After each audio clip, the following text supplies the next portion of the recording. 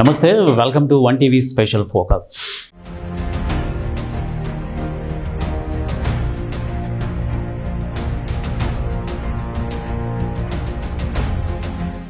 తెలుగుదేశం పార్టీని మూడు రకాలుగా చూడాలి. ఒకటి, ఎన్టీ రామారావు హయాంలో పార్టీ ఆవిర్భావం నుంచి 1995 వరకు ఎన్టీఆర్ మాట వేదంగా ఉండేది.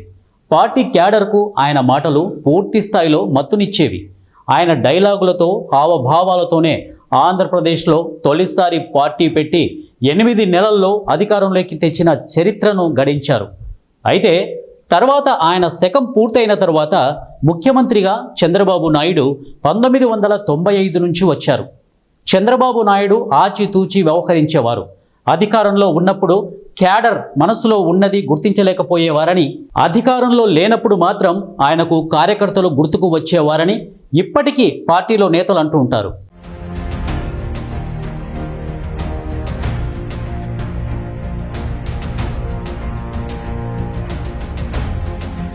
పంతొమ్మిది 1995 నుంచి 2024 వరకు చంద్రబాబు నాయుడు ముఖ్యమంత్రిగా, పార్టీ అధినేతగా ఆయన 4 సార్లు తెలుగుదేశం పార్టీని అధికారంలోకి తెచ్చారు.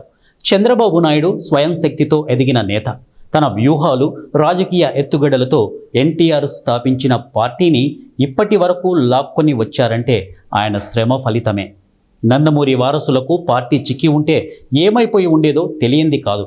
చంద్రబాబు చేతిలో పార్టీ 3 పువ్వులు 6 కాయలుగా వర్ధిల్లిందని అనేవారు ఇప్పటికీ సీనియర్ నేతలున్నారు. ప్రతి ఎన్నికకు తన వ్యూహాన్ని మారుస్తూ ఎక్కడ తగ్గాలో, ఎక్కడ నెగ్గాలో తెలిసిన నేత చంద్రబాబు నాయుడు అని వేరే చెప్పాల్సిన పని లేదు. కానీ ఆయన సాఫ్ట్ కార్నర్ సీనియర్ నేతలకు నచ్చుతుందేమో కానీ యువనేతలకు, క్యాడర్కు నచ్చదు.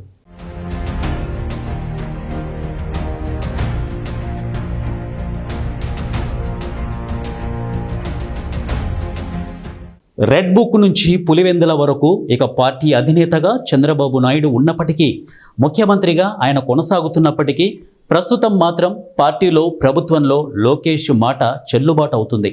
యువగళం పాదయాత్రతో కార్యకర్తల మనోభావాలను తెలుసుకున్న చినబాబు అధికారంలోకి వచ్చిన తర్వాత వాటిని అమలు పరుస్తున్నారు.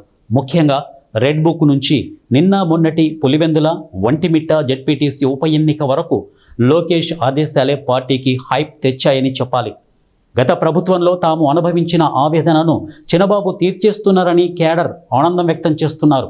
నాడు అధికారంలో ఉన్నప్పుడు తమపై చెలరేగిన నేతలను అరెస్టు చేయించడంలో చినబాబు ఆదేశాల వల్లనే జరిగిందని బలంగా క్యాడర్ నమ్ముతోంది. తగిన రీతిలో బదులివ్వడం, అందుకు తగ్గట్టుగానే లోకేష్ కూడా ఎక్కడకు వెళ్ళినా క్యాడర్తో మమేకమవుతున్నారు. గత ప్రభుత్వంలో తమ పార్టీ నేతలకు, క్యాడర్కు అన్యాయం చేసిన వారిని వదలడం లేదు. వారు అధికారులు కావచ్చు, ప్రజాప్రతినిధులు కావచ్చు, కత్తికి కత్తి, కేసుకు కేసు అన్న రీతిలో ఆయన బదులివ్వడం పసుపు పార్టీ క్యాడర్లో మంచి హుషారునిస్తోంది. అంతేకాదు ఫుల్ కిక్కు కూడా ఇస్తోంది. అందుకే చినబాబు లోకేష్ క్యాడర్ గురించి చేసే ఏ ఆలోచనలోనూ వెనకంజ వేయడం లేదు. ఒక రకంగా చెప్పాలంటే చంద్రబాబు ముఖ్యమంత్రిగా బిజీగా గడుపుతున్నప్పటికీ పార్టీ బాగోగులను, క్యాడర్ సంక్షేమాన్ని మాత్రం లోకేష్ పట్టించుకుంటున్నారని సోషల్ మీడియాలో కూడా పెద్ద ఎత్తున ఆయనను ప్రశంసిస్తూ పోస్టింగులు కనిపిస్తున్నాయి. మొత్తం మీద నారా లోకేష్ ప్రత్యర్థులను తొక్కి నారా తీస్తున్నాడన్న సంతోషం మాత్రం తెలుగు తమ్ములలో ఉంది. అటు పార్టీ క్యాడర్ సంక్షేమాన్ని గాక ఇటు పాలనా విధానాల్లోనూ చురుగ్గా వ్యవహరిస్తున్నారు.